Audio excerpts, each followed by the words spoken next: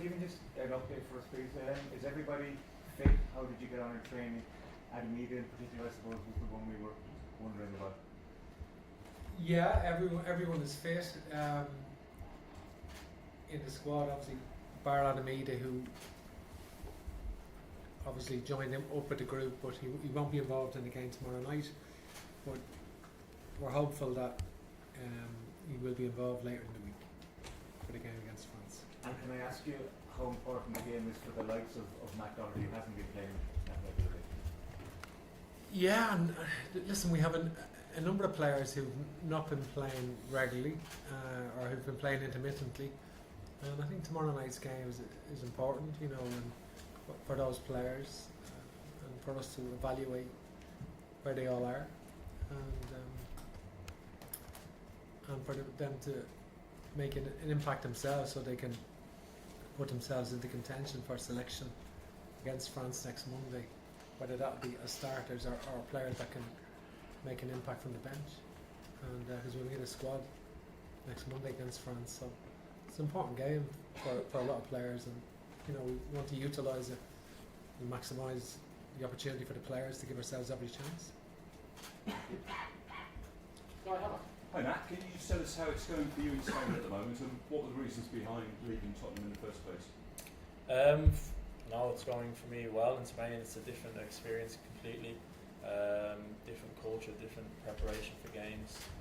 I'm enjoying my time there, even though I'm not playing that much. And the reason I left was, well, initially it was just to go on loan for the rest of the season, and obviously we had the problems with the too many loans and stuff like that. So then it was a case of just I couldn't really say no to that type of experience under a manager of his calibre. I always like to kind of challenge myself and to be uncomfortable at times, and it was a similar case there, you know.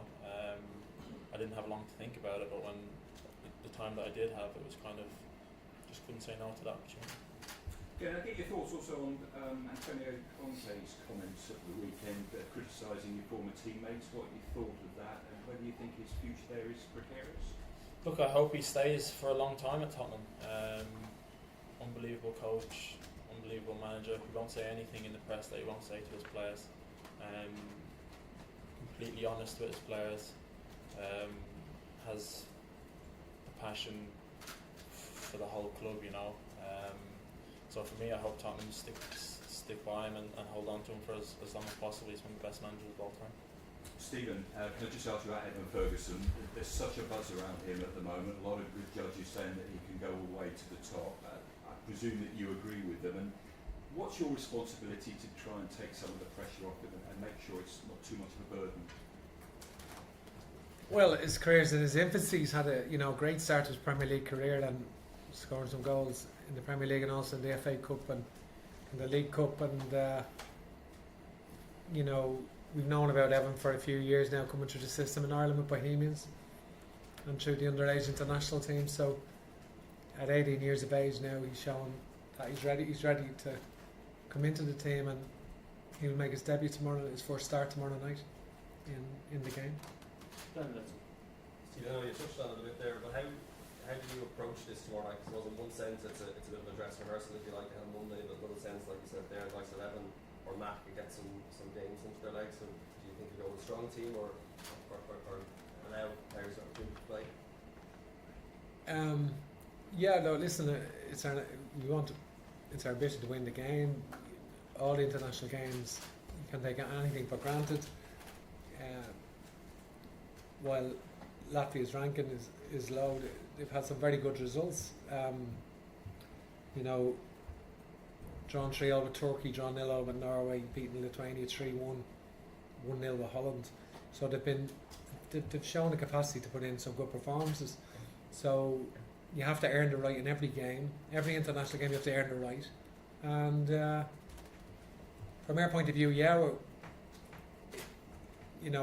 some players we have to manage some players' loads so they can maximise the performance against France. Like some of the players at the top end of the championship who've been in the top end of the championship and the FA Cup, and they've had 3 games a week for 4 or 5 weeks, and bringing them in playing them again, going again next Monday, probably not the best way of optimising that performance. So we have to strategically think about that and give other players an opportunity as well to make sure that squad wise we're happy where we want to be next Monday. So if Evan makes his debut tomorrow night, do we expect to see Michael Johnson at some point? We'll have to wait and see. on that one. Ashley. Stephen, you spoke about how to balance it ahead of the France game, but how important is it to get a good performance and to build that confidence within the squad? Yeah, I mean the most important thing is the game against France next Monday. That's the most important part of the week. But every international game is important, especially really. I'm informed that throughout Europe, sell it out in terms of friendly matches. Some of the highest crowds in Europe for a nation as small as ours. We fill stadiums for friendlies, it's the passion or support's really important to us. They're really connecting with the team, with the players. You see the evolution of the squad, you see the team growing, you see that we're improving, and they're part of that journey as well, I feel. And so every game is significant, and tomorrow is awesome. And Matt, just for you, you've mentioned not getting as much game time as you would like at Atletico Madrid. Is that frustrating at times for you? Yeah, it's frustrating at times, but I think I've kind of just learned to kind of deal with it. I was at Wolves for a long time where I played every single second of every game. I'm sure there was players at that time too who were trying to get in that were in the same boat. So I just think over time I've just become more experienced and just able to deal with it a lot better. Look, I'm there until the end of the season. I'm just using it as a learning experience. Just improving, playing with training with world class players every day. I'm just using the 6 months that I have there to just try and get better, try to understand the game better, and just improve my overall game. What have you made of Evan Ferguson and his performances of late? Yeah, look, I believe he's obviously playing very well. I can't say I've seen all of the games, but from the highlights and the goals that he's scoring some good goals with some great composure for somebody who's only 18. So hopefully it's going to be the same this camp, and not only this camp, just for him personally for the rest of the season and the rest of his career, because I'm sure he's going to have a good one. 𝐂𝐎𝐍𝐿𝐄. Hi Matt, given your relative lack of minutes, do you feel Matt sharp enough to start against France if you are so? Yeah, I feel sharp. Like I already said, I'm training all the time. I think sometimes when you're training with top players all the time, that keeps you sharp. So yeah, look, for me it's not an issue, especially if we have the game tomorrow to lead into it. My brain will be sharp enough to be able to cope with it. One for Ed to finish live. Stephen Peter, just wondering your thoughts on the fixture tomorrow night. When a team like Latvia can come and potentially spoil and defend and frustrate, is it a concern for you that you could end up in a frustrating night going into such a big game on Monday? To be fair to Latvia, they're not really a defensive team. Looking at them in terms of some of the matches that they play with a 4-4-2 or 4-2-3-1, and they seem to. But you can never tell whether teams do pay us a lot of respect sometimes, and when they come to the Aviva, they play with a lower block than some of the previous matches we've seen. But no, they're not. They're not that defensive a team, and they carry the threat themselves. So we've just got to focus on our own performance and on improving ourselves. And obviously, with some players coming into the team, we're looking for them to make an impact and increase the selection dilemmas for Monday, which is what we want, and increase the squad options for Monday for players who can make a serious contribution. Okay guys, that ends the live section now, so everything from this point onwards will be embargoed until 11 PM tonight. Just be wary, but there is a lot of people who want to ask a question in the embargoed sections. Let's keep it to 2 each so we get around everyone. Neil, we can kick off now as long as everyone has stopped live recording. Yep. Stephen, you obviously mentioned about Evan's career being in its infancy. But in a way, you have to set that aside and not think about his age and look at his form, his attributes, and just make that call irrespective of what age he is. Yeah. No, we're not shy about playing young players, and I think that's we haven't been shy about that. But so when it gets to the games against France, they're important games. You know, it's about the impact the player can have and the level of performance. So the age then becomes irrelevant. You know, so it's about who's in form and who isn't. And do you feel you'd have to change much tactically with him as a starter in the team, or do you? No, I don't really. No. Gavin Thomas, please. I was just wondering about being in the medical squad and the form of Griezmann since the World Cup is 5 goals, 5 assists, 4 goals in the league. What kind of leader is he in the dressing room? What kind of impact does he have on you? Like he's a big leader at the club. He was obviously there before and come back. He's got a great relationship with everybody. I think I was only there 2 weeks ago and we had team barbecue at his house. He looked after everybody, so no, he's got the respect of everybody in the squad. He leads them on the pitch and off the pitch. We know what a world-class player he is. He's been doing it for years and years, so yeah, for sure he's going to be someone that we have to keep our eye on for 90 minutes. And did you pay much attention? I know Latvia's the focus, but did you pay much attention to what he did for France in the World Cup? Him and Mbappe, obviously. Yeah, of course. I watched pretty much almost every game. I think I was doing this diary for Tottenham at the time, so I was actually watching a lot of the games. So yeah, look, I've seen pretty much everything he does, and he does that on a regular basis for clubs as well. So he's just a world-class player, simple as that. Evan Ferguson, please. Do you see this week as a chance to show the manager back here what you can do by playing? Or is it a better shop window for this man to play next? No, look, every game, my dad once told me, he goes, doesn't matter where you are, there's always somebody watching, you know. So,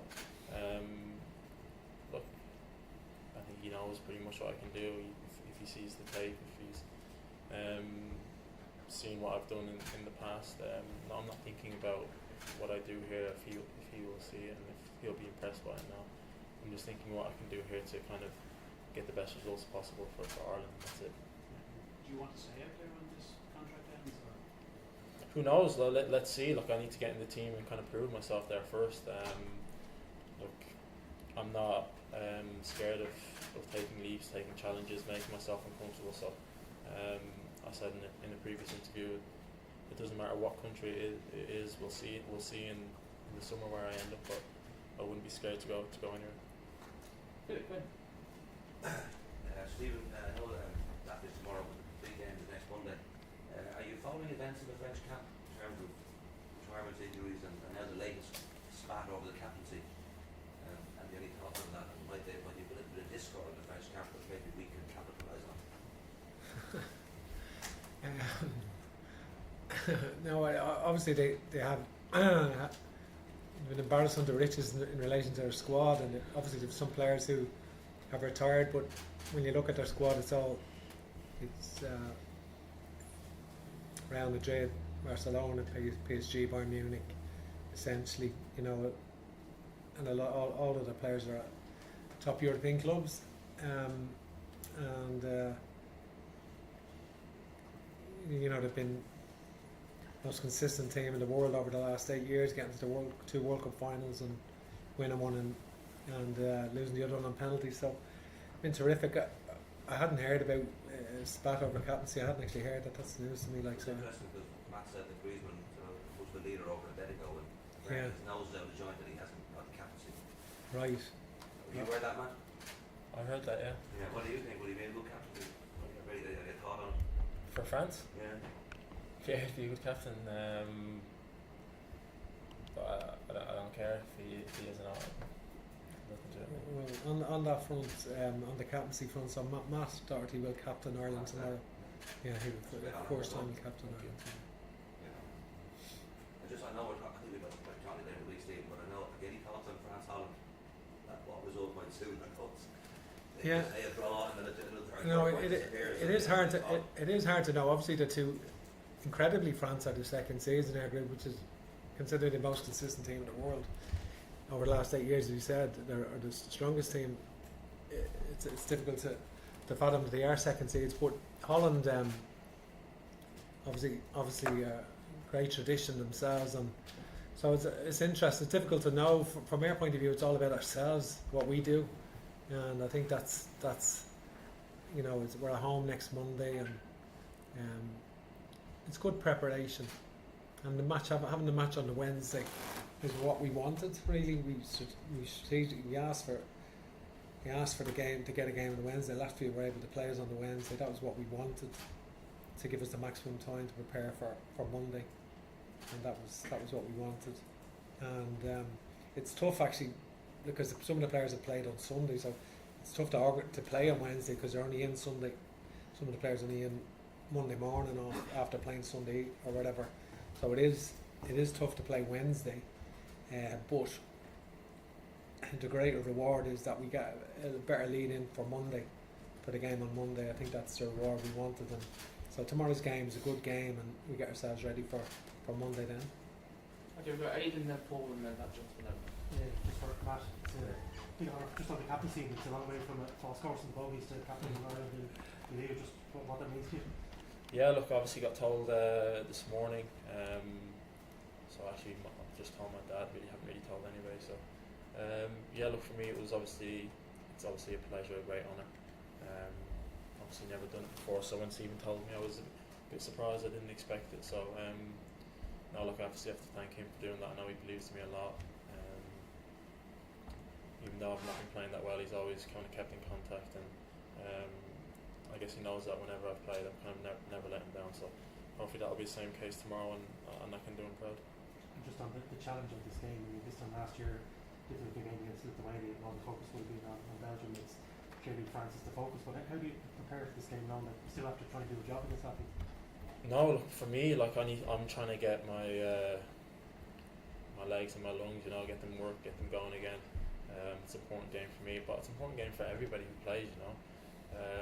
Playing for Ireland in front of a big crowd at home, with the opportunity to kind of play your way into a Monday night game against France. So look, whoever plays tomorrow, it's going to be incredibly important for all of them to kind of produce and play well and try to win a game for your country.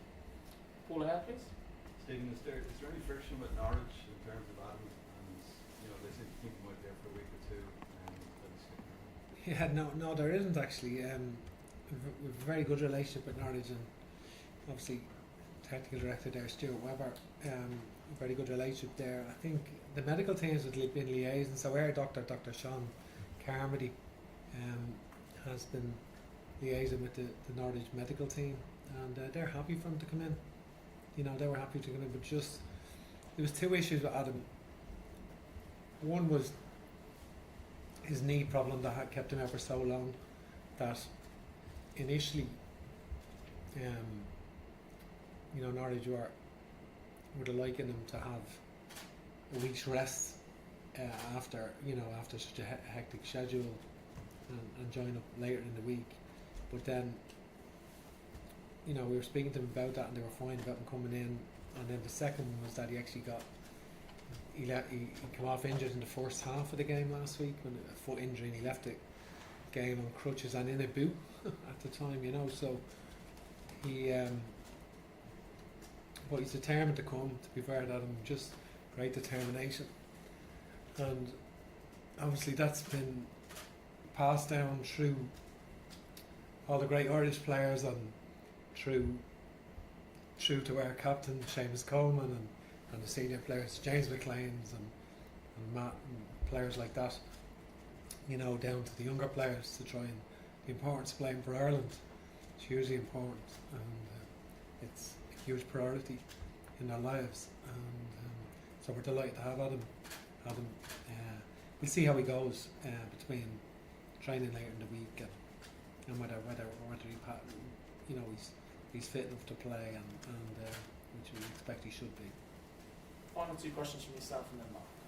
Stephen, what is it about Matt's personality or even Matt's story to get to the position that he's got to in his career that has convinced you to make the captain?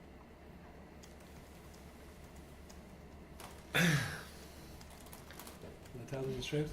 No. I think no. I think listen, hasn't been straightforward for Matt in his career. He's not always, been one of the main players for Ireland. He's had to bide his time over the years. He's had to play in League One, come from the League of Ireland, play in League One, play in Scotland, up the hard way, and go to League One to the Championship and into the Premier League, and play in the Premier League regularly, and now with the move to La Liga. So it's been his own personal journey, which hasn't been straightforward, and he's had to fight hard and consistently adapt to go up the levels, the various levels, and so he has done that very well. And listen, when we were out in Spain, about 18 months ago, and we had to go and play Hungary, we were a bit light squad wise, and there was an issue with Matt injury wise, and just had, we could have easily not played in that game, and he was the only senior right back available at the time, and we, even though it was a friendly game, just passed himself fit. It was determined to play regardless, and we drew the game, and he played 90 minutes, and it was obvious to us that put the team before himself, but even though we didn't want to be taking a risk, it's not that we wouldn't take a risk with him, but a lot of players would have not played, but he was determined to play. And finally, Mark McCann, please. Steve, how did John Shea settle into Europe? Yeah, he's brilliant. John is such a great humility, and he gets on great with all the staff and the players. They're all very popular, but that's not why you point to him. You point to him because he can make incisive contributions to how we, to all aspects of everything we do. We want him to contribute, and we want him to speak his mind, and we want him to disagree if he disagrees, and we encourage open dialogue, and we encourage debate on issues. So he's a good coach. Perfect, guys. Thank you very much for your time today, and we'll see you at the match. Thank you.